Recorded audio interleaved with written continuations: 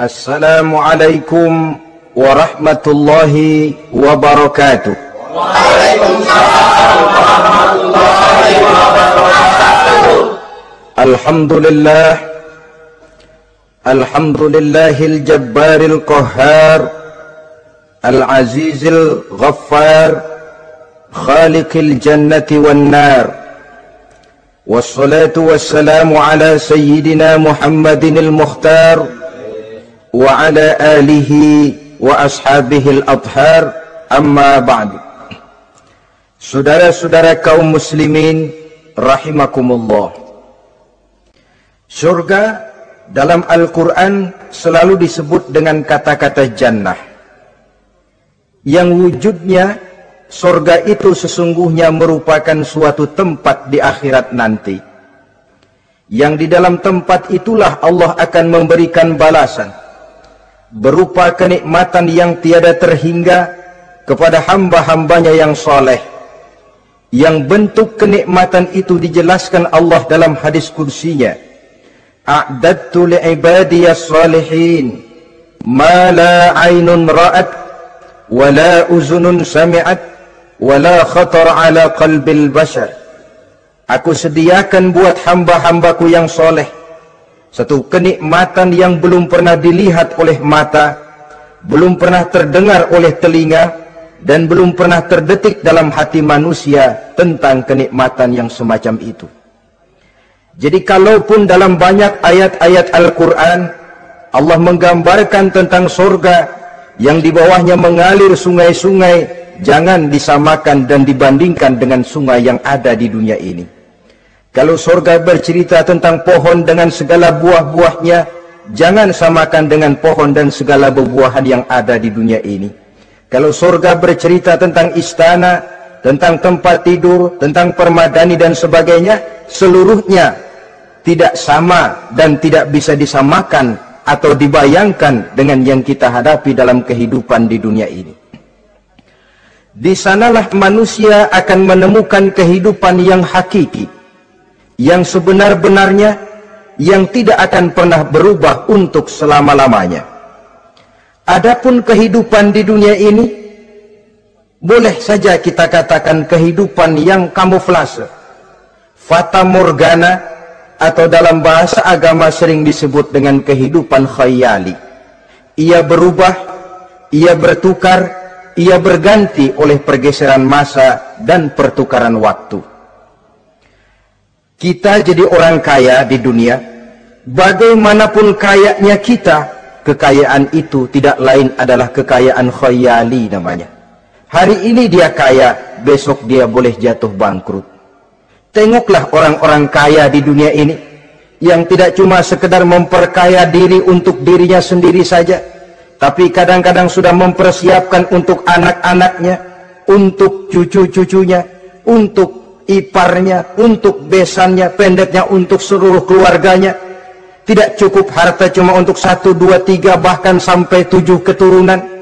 Tidak cukup dengan uang miliaran, malah triliunan. Tidak cukup dengan punya tanah yang luas, malah gunung dibeli, laut dibeli, langit pun kalau dijual mau dibeli. Sudah melampaui batas yang dinamakan kewajaran, dihinggapi penyakit rakus bin serakah alias tamak, lalu menghalalkan segala macam cara untuk mencapai harta, padahal itu tidak lebih dari bayangan khayali. Harta yang banyak itu mampukah menolak penyakit yang hendak datang? Harta yang banyak itu mampukah menahan tumbuhnya uban selembar di atas rambutnya? Harta yang banyak itu mampukah mencegah sebuah giginya yang hendak permisi? Dan pada akhirnya harta yang begitu banyak itu mampukah menolak kedatangan malaikat maut?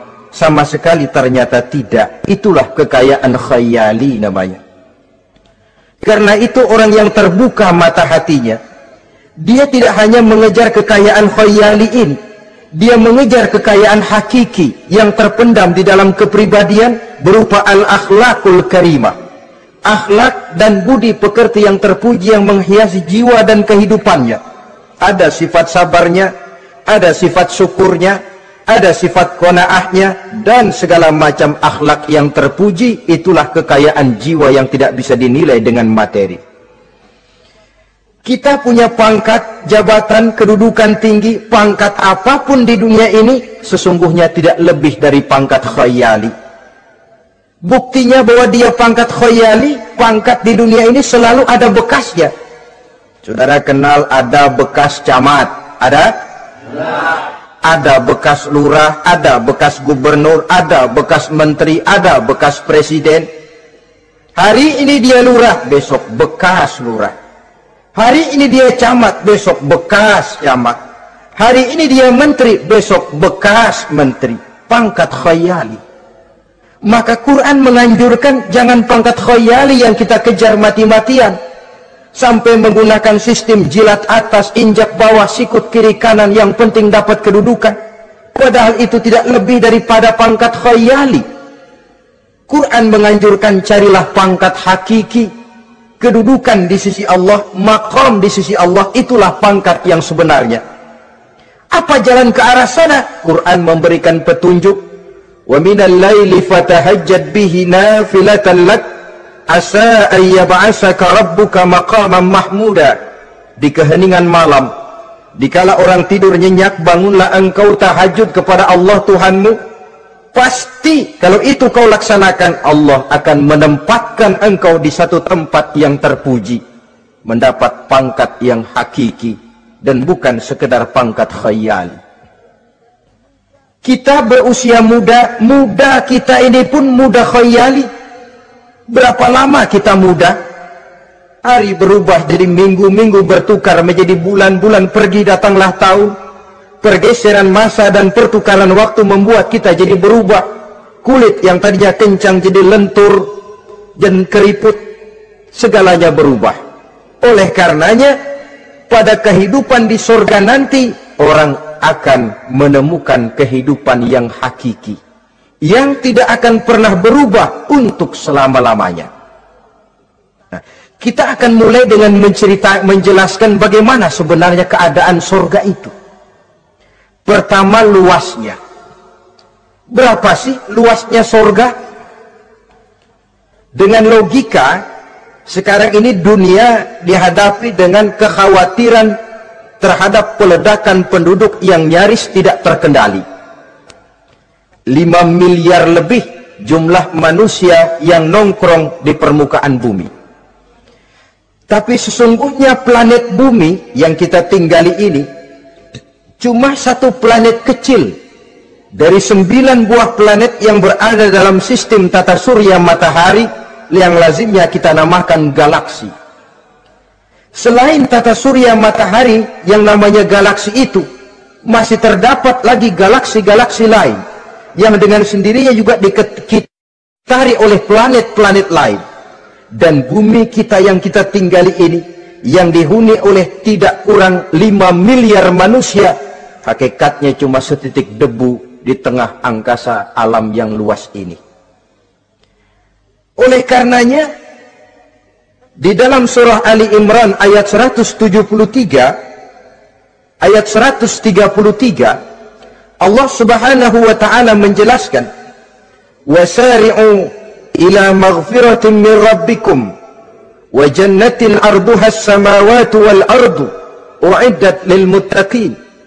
Bersegeralah kamu menuju ampunan Allah dan surga yang luasnya seluas langit dan bumi.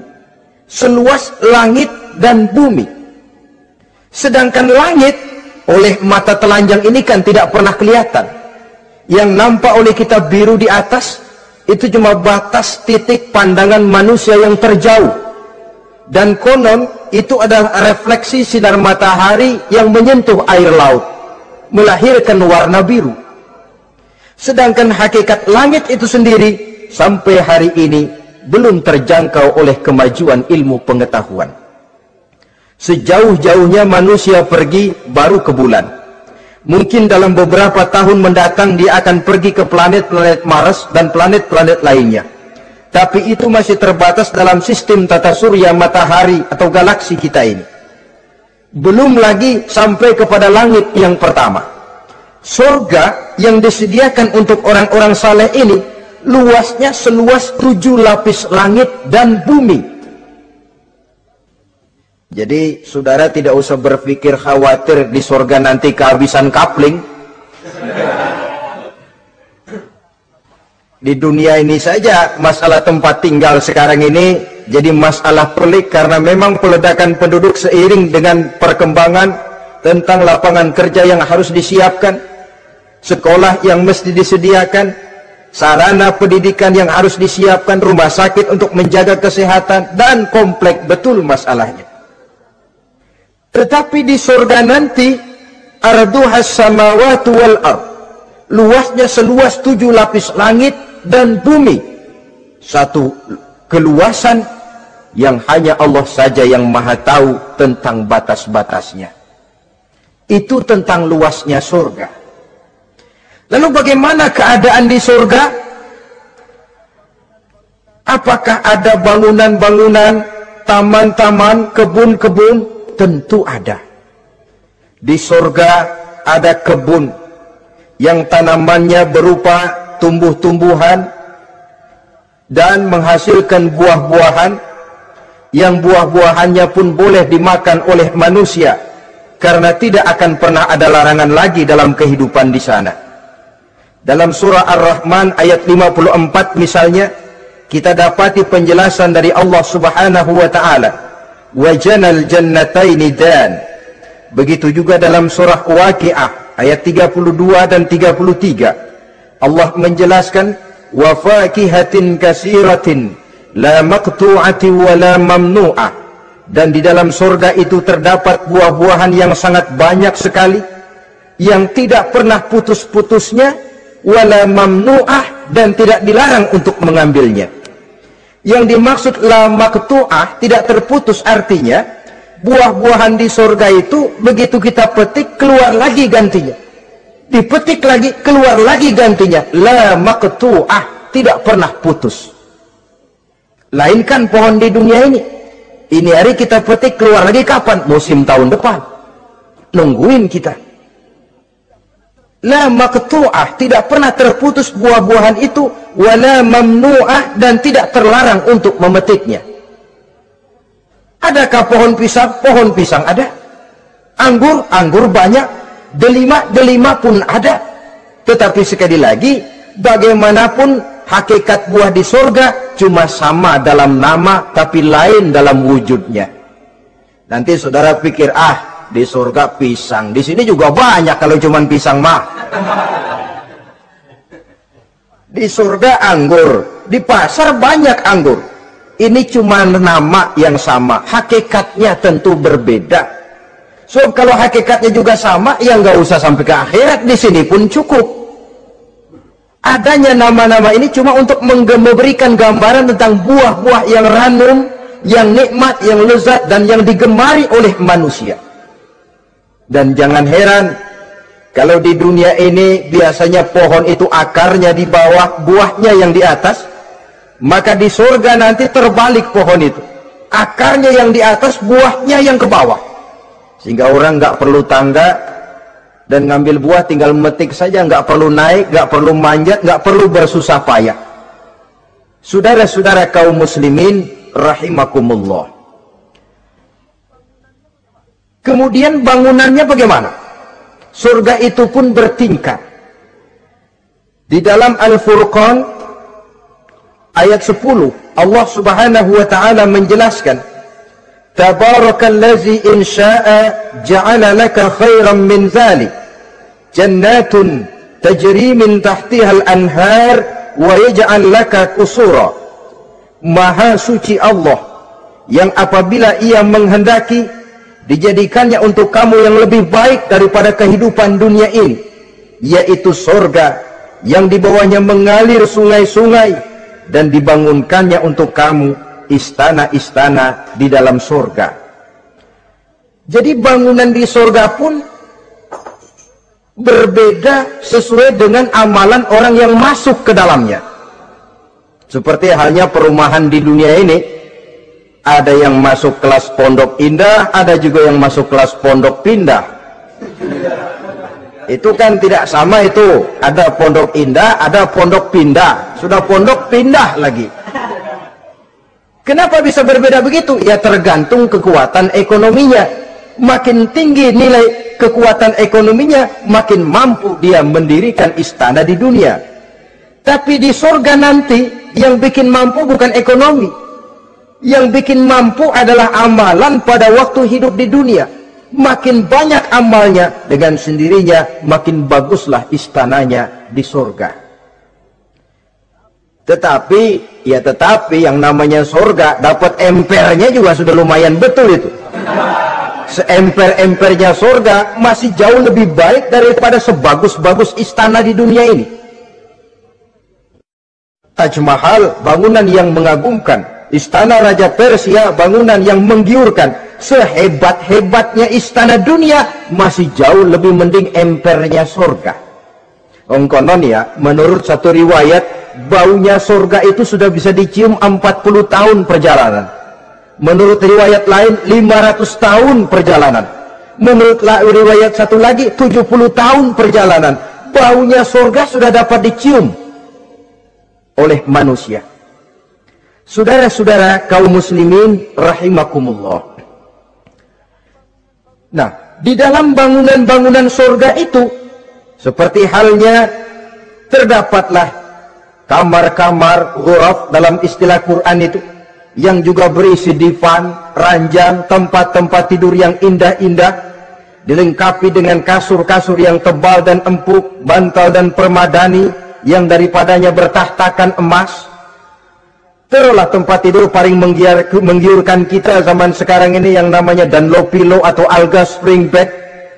Sejauh itu bayangan kita menggambarkan masih belum apa-apanya ketimbang tempat tidur yang ada di surga itu nanti.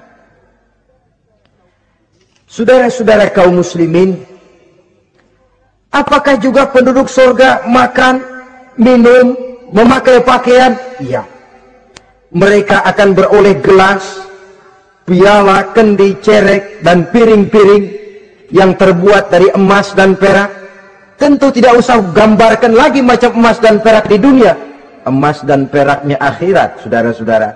Tetap saja mala ainun ra'at, wala uzunun sami'at, wala khatara fi qalbil bashar. Belum pernah dilihat mata, belum pernah didengar telinga, dan belum pernah terdetik dalam hati manusia tentang wujud yang semacam itu. Apa pakaian mereka? Pakaian penduduk surga dari sutra yang lembut dan tebal, berwarna hijau. Kemudian saudara-saudara, sungai juga mengalir di sana. Mata airnya antara lain berwarna jernih, ada yang air susu, ada yang sungai madu, ada yang khamar atau sungai arak, dan penduduk surga boleh meminumnya. Tidak ada larangan sama sekali. Timbul pikiran konyol, kalau di surga orang pada minum arak, apa banyak yang teler di surga? Ya tentu tidak. Sebab di sana saya katakan tadi kehidupan yang hakiki. Segalanya diperbolehkan, segalanya dipersilahkan. Nah, lalu untuk masuk ke surga itu apa melalui pintu? Memang melalui berbagai macam pintu. Dan ada pintu-pintu khusus yang tidak boleh dimasuki orang lain. Sayyidina Abu Bakar Siddiq radhiyallahu an pernah bertanya tentang hal itu kepada baginda Nabi. Ya Rasul, apakah di surga ada pintu-pintu khusus? Ada, Abu Bakar. Ada di dalam surga itu pintu yang namanya Rayyan. Tidak boleh masuk ke pintu itu melainkan orang-orang yang puasa. Orang-orang yang rajin puasa, mereka akan masuk ke surga melalui satu pintu yang dinamakan Babur Rayyan atau pintu Rayyan. Ada pintu jihad, yang masuk lewat itu hanya mereka orang-orang yang waktu di dunia sepanjang hidupnya berisi jihad, menegakkan dan meninggikan kalimat Allah. Ada Babur Sedekah, pintu yang hanya boleh diliwati oleh orang-orang yang rajin bersedekah, ringan tangan dalam memberikan bantuan kepada orang-orang yang memang memerlukannya. Dan setiap orang melalui pintu yang sesuai dengan amalannya masing-masing. Ketika itu Abu Bakar bertanya, ya Rasul, Apa ada orang yang dipanggil dari tiap pintu? Tiap pintu manggil dia. Kata Nabi, ada Abu Bakar, dan saya doakan kau masuk salah satu di antara orang yang dipanggil dari tiap pintu. Ini orang multi komplek ini. Puasa, dia ahli puasa. Soal jihad, sepanjang hidupnya dia jihad. Sedekah memang tangannya pemurah. Tahajud memang tiap malam. Sementara itu akhlaknya luhur. Tiap pintu manggil dia.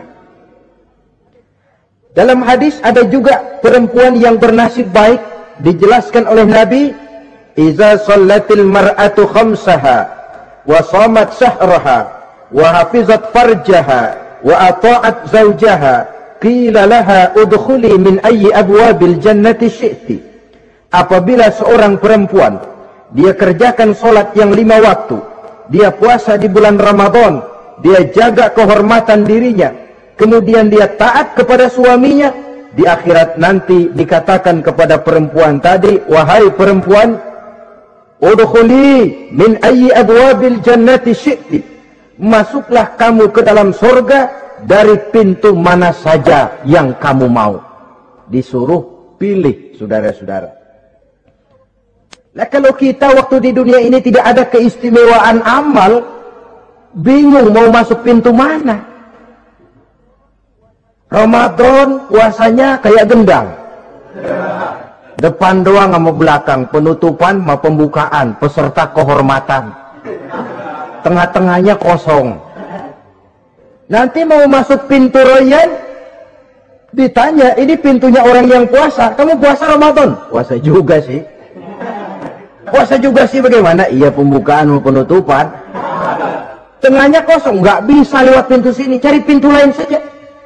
Mau masuk kita lewat pintu jihad, ditanya lagi, kamu lewat sini apa merasa pernah berjuang membela agama waktu di dunia?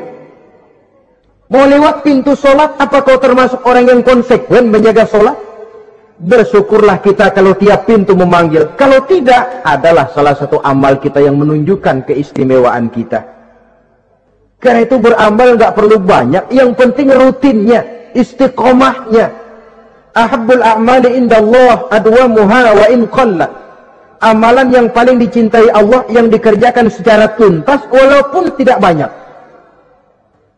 Saudara baca ayat Quran nggak banyak, satu malam cuma 3 ayat, tapi rutin tiap malam 3 ayat, tiap malam 3 ayat. Itu lebih dicintai Allah daripada sekali ngaji 1 juz, terus 3 bulan nggak ngaji-ngaji. Lebih baik yang sedikit-sedikit ini tapi rutin, dia akan menjelma menjadi amalan yang banyak daripada sekalinya banyak lalu ke belakangnya malah tidak ada sama sekali. Hendaknya ada amalan-amalan kita yang menunjukkan keistimewaan dan kelak akan menjadi pintu yang kita tempuh di surga nanti. Apabila kita sudah melalui pintu-pintu surga itu dan tinggal di dalamnya dengan pakaian, dengan perhiasan, dengan makanan dan minuman sebagai yang saya sebutkan tadi, maka kita pun dalam kehidupan di sana akan dilayani oleh pelayan-pelayan muda. Yatufu alaihim wildanun mukhalladun. Pelayan-pelayan yang muda itu keliling melayani apa keperluannya dan tidak pernah tua pelayan itu, sebagaimana kita pun tidak akan pernah tua. Pendeknya sudah jadi king of king di surga itu, jadi raja di raja. Fasilitas serba cukup, apa yang kita mau tersedia, tidak ada larangan dan pelayan seperlunya diberikan kepada kita.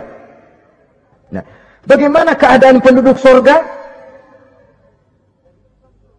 Dari Imam Tirmizi dijelaskan satu hadis, berkata Hasan al-Basri, "Ahlul jannati kulluhum abna'u 33 sanah." Mereka rata-rata orang-orang muda penduduk surga itu. Umurnya tidak lebih 33. Yang muda-mudanya, cakep-cakepnya, ganteng-gantengnya. Pantas kalau suatu hari ada perempuan tua menghadap Rasul. "Ya Rasul, saya ahli ibadah, saya beriman kepada Allah, saya cinta kepada Islam, apakah saya akan masuk surga ya Rasul?" Nabi senyum, "Enggak Bu, nenek-nenek enggak masuk surga." Itu perempuan nangis sejadi-jadinya. "Ya Rasul, kalau gitu sia-sia tahajud saya. sia-sia puasa saya, sia-sia segala macam ibadah saya. Nenek-nenek nggak masuk surga ya Rasul, sayang benar segalanya. Rasul kemudian menghampiri perempuan tadi, Bu, kalau yang ibu bilang itu benar, ibu masuk surga. Cuman di sana ibu balik muda lagi. Kulit nggak kempot kayak begitu, rambut nggak putih macam begitu. Ibu nanti di surga bakal jadi muda lagi. Salah selesin, umur 33 tahun. Rata-rata seluruh penduduk surga umurnya begitu. Tidak ada yang tua, tidak ada yang anak-anak, tidak ada yang remaja, rata-rata segitu. Nah, lalu bagaimana? Di surga hati mereka menjadi satu di antara sesama penduduk surga. Tidak ada yang iri hati, tidak ada yang punya sifat dendam. Itu keadaan di surga. Walaupun bertetangga, yang satu bisa mengunjungi yang lain, yang satu bisa nengokin yang lain, tapi tidak ada sikap iri hati dan dengki. Tidak ada yang satu datang ke tempat saudaranya di surga, loh kapling lu lebih luas dari gua nih. Nggak ada Tuhan, tidak ada. Semuanya hati sudah menjadi satu. Tidak ada dendam, tidak ada iri hati. Kan jauh bedanya dengan kehidupan di dunia ini toh. Kadang-kadang di dunia ini begitulah romantikanya. Kita melarat, disuraki orang, kita sedikit kaya, diselidiki orang. Ada saja yang iri, ada saja yang hasut, dan selalu mencari cara untuk menjatuhkan kita. Di surga, hal semacam itu tidak akan kita temui. Orang tidak punya sifat iri hati dan dendam. Lalu bagaimana lagi keadaan penduduk surga itu? Mereka selalu merasa senang dan bahagia. Tiap hari, tiap saat yang dirasakan cuma itu saja. Tidak diselingi seperti kehidupan di dunia ini, di mana senang berseling dengan susah, bahagia berganti dengan derita, ada senyum bahagia, ada tangis menahan derita. Itu romantika kehidupan di dunia. Di akhirat itu tidak akan pernah ditemui dalam surga nanti. Orang selalu merasa senang karenanya di sana tidak ada keluh kesah, tidak ada orang yang murung, tidak ada orang yang narik napas panjang sambil menghitung bintang di langit. Selalu merasa senang dan selalu merasa bahagia. Lalu bagaimana kondisi fisik mereka? Di surga tidak ada orang yang cacat, baik ia cacat rohani ataupun cacat jasmani. Seperti yang kita temui di dunia ini, ada saja cacatnya. Kadang-kadang jasmani sehat, rohaninya sakit. Kadang-kadang rohaninya bagus, jasmaninya cacat. Di surga, orang sempurna, komplit, cukup. Tidak ada yang cacat rohani ataupun yang cacat jasmani. Kalau dalam kehidupan di dunia ini mereka cacat, bagaimana? Mereka akan utuh dan sempurna apabila masuk ke dalam surga. Dan di surga, sungguh pun mereka makan, sungguh pun mereka minum, mereka tidak akan pernah buang air. Baik air besar maupun air kecil. Sebab kalau makan dan minum di surga harus buang air, tentu malaikat harus menyediakan WC. Dan kalau surga sudah ada WC, tentu tinja yang repot. Saudara-saudara kaum muslimin, tidak buang air, juga tidak buang angin. Dan tidak sakit, tidak terkena penyakit. Penyakit apapun namanya, sudah di surga itu daerah bebas penyakit. Jadi barangkali kalau keluar ke halaman surga nggak pakai baju masuk angin, tidak. Sebab di sana repot nyari duit kerokan. Segalanya sempurna, segalanya cukup. Lalu bagaimana kalau tiap saat mereka makan, tiap saat mereka minum tapi tidak buang air? Konon keringat yang keluar dari mereka, tubuh mereka, dan keringat yang keluar itu mengandung bau kasturi yang amat sangat harum baunya. Saudara-saudara, kemudian penduduk surga itu oleh Allah diberikan teman hidup yang namanya bidadari. makhluk Allah yang teramat sangat cantiknya, yang tidak bisa kita bayangkan macam apa cantiknya. Barangkali kalau kita menonton film, kita kagum dengan bintang-bintang film kenamaan yang cantiknya selangit. Itu mah belum ada seujung kukunya dari para bidadari. Mereka dalam Quran disebut azwajun mutahharah, istri yang disucikan. Apa pengertian suci di sini? Belum pernah tersentuh sebelumnya, baik oleh manusia, baik oleh jin, baik oleh malaikat sekalipun. Jadi memang orisinil, build up dari sononya belum kepake. Khusus untuk manusia yang masuk surga. Belum pernah kepegang sama manusia. Jangankan manusia, jin dan malaikat saja belum pernah megang. Lain kan di dunia sekarang ini, kita mau cari barang orisinil sudah repot. Ya mujurlah kalau saudara menemukan seorang gadis yang orisinil paten, masih build up, barangkali mujur. Tapi umumnya terutama di kota-kota besar, ya sudah, kita dapat second hand juga masih lumayan. Kalau tidak rongsok-rongsok bener mah, ini kadang-kadang sudahlah second hand, kondisinya juga 30%, udah mesti nyervis melulu kita ini. Saudara-saudara, azwajun mutahharah belum pernah tersentuh oleh siapapun.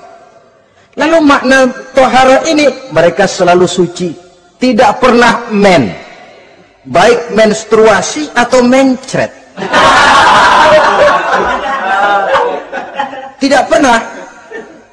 Dan kalau perempuan kita, istri-istri kita di dunia ini kan 1 minggu dalam sebulan terkena dapat fasilitas dia untuk tidak sholat, untuk tidak ibadah, masa haid itu. Perempuan di surga yang namanya bidadari tidak akan pernah mengalami haid. Lalu apalagi keistimewaannya? Selalu perawan. Tidak pernah janda. Walaupun tiap hari dipakai, habis dipakai perawan lagi.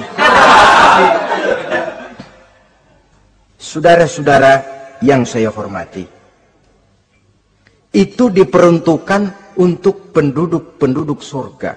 Nah itu laki-laki itu. Iya, kalau perempuan bagaimana? Satu riwayat menjelaskan mereka akan menjadi ratu di surga dengan segala kenikmatan yang juga tidak pernah mereka bayangkan sebelumnya. Riwayat lain menjelaskan bahwa mereka juga akan berkumpul dengan suami, istri, dan anak-anaknya jikalau mereka memang orang-orang soleh. Ada juga riwayat lemah menjelaskan bahwa mereka akan mendapat bidadara istilahnya. Saudara-saudara kaum muslimin rahimakumullah. Pendeknya, surga dan seluruh kenikmatan yang ada di dalamnya tidak pernah mata melihat, belum pernah telinga mendengar, belum pernah terbetik dalam hati manusia. Oh, di surga begini kali ya. Berbeda dengan itu. Oh, bidadari begini kali ya. Kalau masih begini kali ya, masih bisa dibayangin. Ini sudah nggak bisa dibayangin. Jadi nggak usah begini ya begitu ya. Saudara-saudara, apabila orang sudah masuk ke dalam surga, bertemu dengan sesama teman waktu di dunia, surah At-Tur menjelaskan ayat 25-26, wa aqbala ba'duhum ala ba'di yatasaalun qalu inna kunna qablu fi ahlina musfikin famanna Allahu alaina wa waqana azabas samum. Apabila mereka telah masuk ke dalam surga, sebagian yang lain berkunjung kepada sebagian yang lain. Cara kita belah sono, ini teman kita dulu waktu di dunia, yuk samperin yuk. Ba'duhum ala ba'di yatasaalun, saling tanya menanya. Kalau istilah kita, sampai juga kemari? Iya. Oh, saya waktu di dunia dulu sebenarnya sudah khawatir, takut mendapat azabnya Allah. Tapi Allah memberikan karunia kepada saya diselamatkan dari azab dari mara bahaya neraka, sampailah saya ke dalam surga ini. Alhamdulillah. Bagaimana kabarnya ente? Alhamdulillah saya juga sampai ke surga ini. Si fulan bagaimana? Nyangkut kali dia mah di neraka. Yatasa'alun, saling tanya menanya hal ihwal dan keadaan mereka. Tapi satu hal yang jelas saudara-saudara, di surga nanti itu tidak ada perkataan yang sia-sia, tidak ada ucapan kotor, tidak ada omongan keji, dan tidak ada omongan kosong. Tidak ada omongan yang sia-sia, ucapan-ucapan yang kotor, mencaci maki, itu tidak ada. Karena sifat marah pun tidak ada dalam surga. Kalau di sini kadang-kadang sedikit marah sudah semrawut, kata-kata kita sudah out of control. Di sana tidak ada kata-kata kosong yang tidak ada manfaat dan tidak ada gunanya. Saudara-saudara kaum muslimin rahimakumullah. Kemudian yang terakhir, kita akan membicarakan apa saja nama-nama surga itu dan siapa calon orang-orang yang masuk ke dalamnya.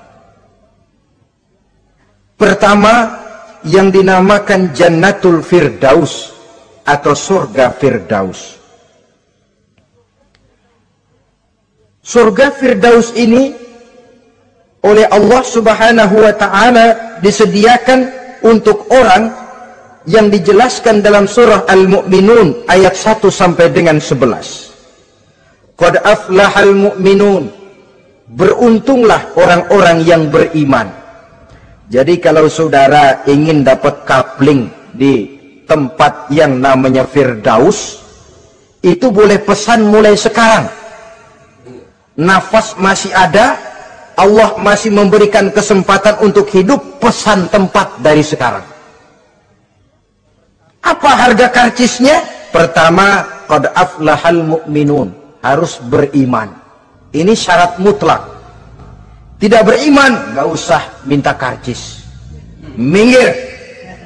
Ini karcis pertama harus untuk orang yang beriman.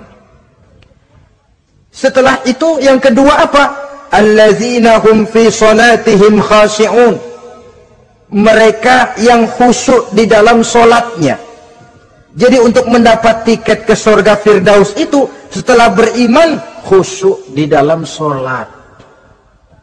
Artinya khusyuk, tarkul ghair li ajlil amal. Meninggalkan yang lain dan hanya memfokuskan diri kepada satu pekerjaan yang sedang dihadapi. Kalau kita makan sambil ngobrol, itu namanya makannya nggak khusyuk. Sebab ada sambil ngobrolnya.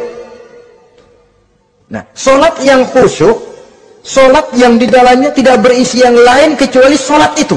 Meninggalkan yang lain dan hanya memfokuskan diri saja untuk melaksanakan suatu amalan. Dan solat khusyuk itu berat.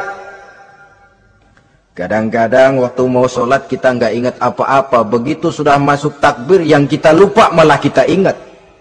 Itu kurang ajarnya iblis.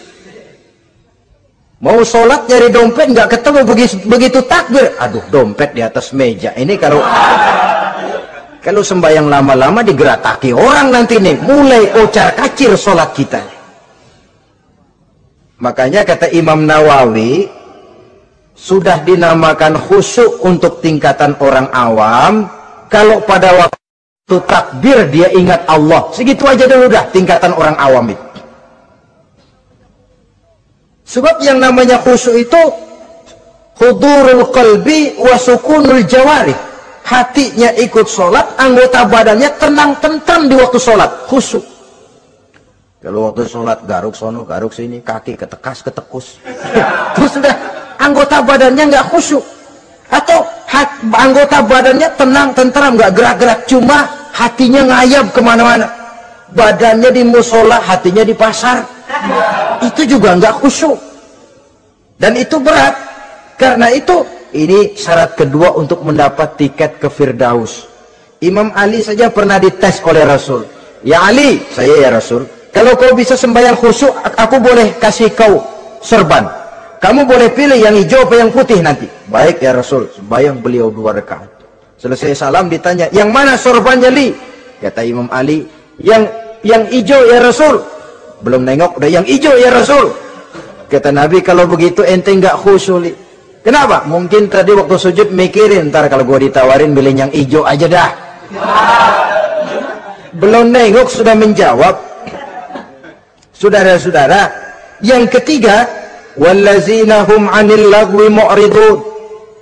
Orang-orang yang menghindarkan diri dari ucapan dan perbuatan yang sia-sia, yang tidak ada gunanya. Ini tiket yang syarat yang ketiga untuk mendapat tiket ke Firdaus itu menghindarkan diri baik dari ucapan ataupun perbuatan yang sia-sia, yang tidak ada nilainya baik dalam pandangan manusia, lebih-lebih lagi dalam pandangan Allah. Yang keempat, wallazina hum lizzakati fa'ilun. Mereka yang aktif membayar zakat. Kemudian yang kelima, wallazina hum lifurujihim hafizun illa ala azwajihim aw ma malakat aymanuhum fa innahum ghairu malumin. Orang-orang yang memelihara kehormatan dirinya kecuali kepada istrinya atau kepada budak sahayanya, pandai mengendalikan nafsu, tidak terperosok memperturutkan syahwatnya. Yang keenam, wallazina hum li amanatihim wa ahdihim raun. Orang yang pandai menjaga amanah dan pandai menepati janji.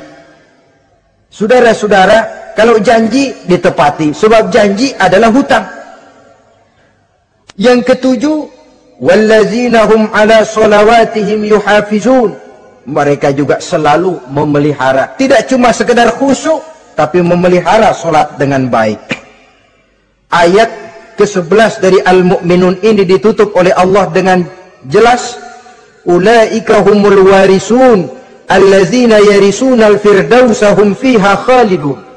Mereka itulah para ahli waris yang akan menerima warisan berupa surga Firdaus dan mereka kekal di dalamnya. Kalau tadi sudah kita tangkap bahwa begitu besar kenikmatan yang ada di dalam surga, ternyata barang yang mahal memang tidak mudah untuk didapat. Saudara-saudara, inilah surga Firdaus. Adapun yang kedua, nama surga itu disebut dalam Quran Jannatu Adnin, surga Aden. Untuk siapa mereka? Dalam surah Ar-Ra'd ayat 22 dan 23 Allah menjelaskan, wallazina sabaru ibtigha'a wajhi rabbihim wa aqamus shalah wa anfaqu mimma razaqnahum sirran wa alaniyah wa yadra'una bil hasanati sayyi'ata ulaika lahum uqbad dar jannatu adnin yadkhulunaha. Dan orang-orang yang sabar, wallazina sabaru, orang-orang yang sabar. Sabar dalam apa? Ibtigha'a wajhi rabbihim, dalam menuntut keridhaan Allah. Sabar dalam mencari keridhaan Allah. Sujud mencari keridhaan Allah, sabar. Puasa mencari keridhaan Allah, sabar. Melaksanakan segala macam ibadah untuk mencari keridhaan Allah, sabar. Ini syarat untuk mendapat tiket ke surga Aden nanti, Jannatu Adnin. Sabar dalam mencari ridho Allah. Apalagi di zaman sekarang katanya persaingan hidup makin tajam, lapangan kerja makin sulit, mental hipokrit makin merajalela, golongan munafik alias bunglon ada di mana-mana. Kalau nemplok di daun kuning warnanya kuning, hinggap di daun hijau dia jadi hijau, nempel di dahan coklat jadi coklat. Menjilat ke sana kemari, bukan untuk mendapat ridho Allah kadang, tapi untuk mendapat ridho atasannya, mendapat restu atasannya. Ini kan realita dalam kehidupan. Saudara-saudara, mencari muka. Padahal seorang muslim ibtigha'a wajhi rabbihim, sabar dalam mencari ridho Allah. Lalu wa aqamus shalah, mereka mendirikan salat. Di sini hanya pengertian umum, mendirikan salat. Kalau dalam Firdaus tadi ditegaskan, tidak cuma sekedar mendirikan, tapi juga khusyuk dan memelihara. Ini mendirikan, saudara-saudara. Maaf, Ada orang yang mengerjakan sholat, ada orang yang mendirikan sholat. Apa bedanya itu? Kalau mengerjakan sholat cuma sekedar gugur kewajiban. Pokoknya gugur kewajiban beres. Kadang-kadang pulang sembahyang Jumatnya bersendal. Enggak sembahyang dia, sembahyang.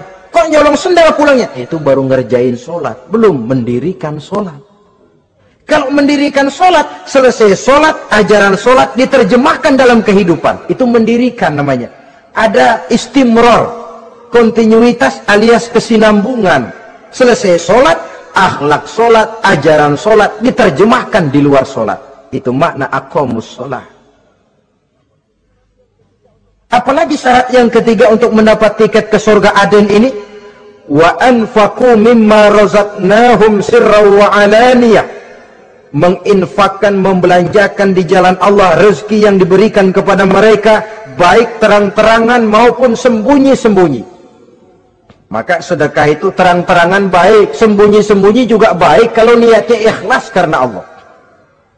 Terang-terangan baik, kenapa? Untuk merangsang orang lain supaya berbuat seperti kita, bukan untuk dipuji, bukan untuk mendapat ria. Saudara-saudara, saya yang miskin nyumbang 100.000, saudara berapa yang kaya? Ini boleh untuk merangsang orang lain. Tapi kalau untuk ria, itu tentu dilarang oleh agama. Terang-terangan boleh, sembunyi juga boleh, bahkan itu yang dianjurkan oleh Nabi. Tangan kiri tidak tahu apa yang diberikan oleh tangan kanannya. Saudara-saudara, lalu yang keempat, wa yadra'una bil hasanati sayyi'ata. Mereka menolak kejahatan dengan kebaikan. Dia hanya tidak berteriak-teriak tentang kemiskinan, tapi melakukan usaha bagaimana mengatasi kemiskinan. Dia tidak hanya berteriak dengan mengemukakan berbagai macam kemunkaran, tapi mengimbanginya dengan menanamkan segala macam kebajikan. Seperti sekarang ini tuh, air saja kalau cuma dibendung tapi tidak disalurkan kan ngebludak, jebol bendungan. Kita cuma teriak anak-anak muda dihantam oleh kebudayaan barat yang merusak moral. Tapi mana kebudayaan Islam kita? Gak pernah kita timbulkan. Musuh kita adalah kemiskinan dan kebodohan, jelas. Tapi apa langkah ekonomi yang kita lakukan untuk mengatasi kemiskinan? Dan bagaimana upaya kita meningkatkan mutu pendidikan? Kadang-kadang yang mutunya baik, mahalnya gak kejangkau oleh lapisan rakyat yang di bawah, menengah ke bawah ini. Itu yang jadi problem. Orang yang mendapat tiket ke surga Aden ini, mereka menolak kejahatan dengan mengimbanginya, melakukan kebajikan. Tidak cuma teori, tidak cuma propaganda, tapi ada langkah konkret bahwa untuk membentengi kemaksiatan harus diperbanyak munkar. Untuk mengimbangi segala macam perbuatan durjana harus dikembangkan majelis taklim pesantren, menghidupkan akhlak Islamiyah dalam kehidupan sehari-hari. Wa yadra'una bil hasanati sayyi'ah. Orang semacam itulah yang akan mendapat tiket ke surga Aden atau Jannatu Adnin nanti. Dua. Adapun surga yang ketiga dinamakan Jannatun Naim. Surga Naim. Naim mengandung arti penuh kenikmatan. Tiketnya sederhana saja. Al-Qalam ayat 34. Inna lil muttaqina inda rabbihim jannatu na'im. Sesungguhnya bagi orang-orang yang bertakwa kepada Allah, mereka akan mendapat balasan berupa jannatun na'im, surga Naim namanya. Jadi tidak banyak untuk mendapatkan surga Naim ini, cuma takwa. Cuman takwa yang jadi banyak. Apa itu takwa? Sekarang ini kan takwa jadi lalap. Dan orang sering menggunakan istilah agama di zaman sekarang ini untuk maksud yang tidak sama dengan maksud agama. Padahal takwa ini jelas, sebelum Islam datang ke Indonesia, kita orang Indonesia tidak kenal kata-kata takwa. Maka kalau harus menggunakan kata takwa, pengertiannya harus dikembalikan kepada pengertian Islam. Ini sih enggak. Orang yang mana aja kalau dilantik bertakwa kepada Tuhan yang Maha Esa, bertakwa. Sampai membleh ke bibir bertakwa. Tapi kalau sudah megang jabatan, kadang-kadang takwa ngalor dia ngidul. Tidak relevan lagi. Lalu apa sih yang namanya takwa itu? Sederhana saja. Imtisalul awamir wajtinabun nawahi, itulah takwa. Melaksanakan segala yang diperintah, menjauhi yang dilarang, itu takwa. Menjalankan perintah dengan meninggalkan larangan, apa bedanya? Kalau melaksanakan perintah boleh sesuai dengan kemampuan, tapi menjauhi larangan mutlak. Laksanakan perintah Allah sesuai dengan kemampuanmu, tapi tinggalkan larangan Allah mutlak. Mampu tidak mampu, tinggalkan. Enak kalau ada perintah, jauhi larangan Allah semampu kamu. Ya enak, tinggal kita milih. Saya belum mampu ninggal teler itu, lezat itu, belum mampu. Yang boleh semampu kita melaksanakan perintah. Sholat semampu kita, asal jangan mampu lalu pura-pura tidak mampu. Puasa semampu kita, jihad semampu kita. Tapi kalau sudah meninggalkan larangan, mutlak, mampu tidak mampu, harus ditinggalkan. Jadi kelihatannya sederhana takwa ini, tapi masalahnya rumit. Melaksanakan yang diperintah, menjauhi yang dilarang. Dan itu tiket untuk mendapatkan surga naim atau jannatun naim. Yang keempat, saudara-saudara, di antara nama surga itu ada yang disebut surga ma'wa atau jannatul ma'wa. Apa tiket untuk sampai ke sana? Surah An-Nazi'at ayat 40 dan 41. Wa amma man khafa maqama rabbih wa naha an-nafsa 'anil hawa fa innal jannata hiyal ma'wa. Sesungguhnya orang-orang yang takut kepada larangan Tuhannya, wa naha an-nafsa 'anil hawa, dan sanggup mengendalikan nafsu, sanggup mengendalikan diri dari memperturutkan hawa nafsu, fa innal jannata hiyal ma'wa, surga ma'walah tempat tinggalnya nanti. Jadi tiket ke jannatul ma'wa ini, pertama, khafa maqama rabbih, takut kepada batas-batas yang telah ditentukan oleh Tuhannya. Ini batasnya, kamu jangan nyebrang ke sini. Ini batas yang halal, ini yang haram, ini yang hak, ini yang batil, ini yang ma'ruf, ini yang munkar. Orang yang ingin mendapat tiket ke ma'wa, dia takut batas-batas itu. Lalu sanggup mengendalikan diri, tidak sampai memperturutkan hawa nafsunya. Itu tiket ke surga ma'wa. Yang kelima dinamakan surga Darussalam atau Jannah Darussalam. Dijelaskan dalam Al-An'am ayat 126 dan 127. Wa hadza siratu rabbika mustaqima. وَقَدْ فَصَّلْنَا الْآيَاتِ لِقَوْمٍ يَتَذَكَّرُونَ لَهُمْ دَارُ السَّلَامِ عِنْدَ رَبِّهِمْ وَهُوَ وَلِيُّهُمْ بِمَا كَانُوا يَعْمَلُونَ. Inilah jalan Tuhanmu yang lurus. Telah kami pisahkan ayat-ayat kami bagi kaum yang mau berfikir. Jadi kelihatan di sini untuk mendapat tiket ke Darussalam, istiqomah mengikuti jalan lurus, istiqomah berpegang kepada Islam, dan pandai membedakan apa yang memang oleh Allah sudah dibedakan, antara yang hak dan batil, antara yang benar dan salah, dan selalu ingat kepada ayat-ayat Allah. Itu surga Darussalam. Yang keenam dinamakan Darul Muqamah. Siapa penghuninya? Surah Fatir ayat 34-35. Wa qalu alhamdulillahillazi azhaba 'anna al-hazan inna rabbana laghafurun syakur allazi ahallana darul muqamah min fadlihi la yamassuna fiha nasabun wa la yamassuna fiha lughub. Yaitu orang-orang yang senantiasa bertahmid, memuji kebesaran Allah Subhanahu wa taala. Mereka akan mendapatkan darul muqamah. Yang ketujuh dinamakan surga maqamul amin. Ini pun disediakan untuk orang yang bertakwa, seperti dalam Ad-Dukhan ayat 51, innal muttaqina fi maqamin amin. Dan yang terakhir, yang ke-8 adalah surga khuldi atau jannatul khuldi. Dalam surah Al-Furqan ayat 15 dijelaskan, qul adzalika khairun am jannatul khuldi allati wa'idal muttaqun kanat lahum jazaan wa masira. Saudara-saudara kaum muslimin rahimakumullah, oleh terbatasnya waktu, inilah sekelumit tentang surga dan calon-calon penghuninya.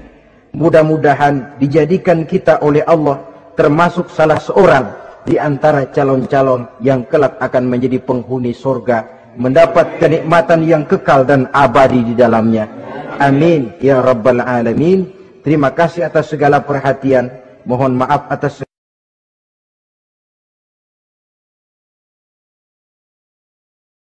Salamat Ramadan, marhaban ya Ramadan.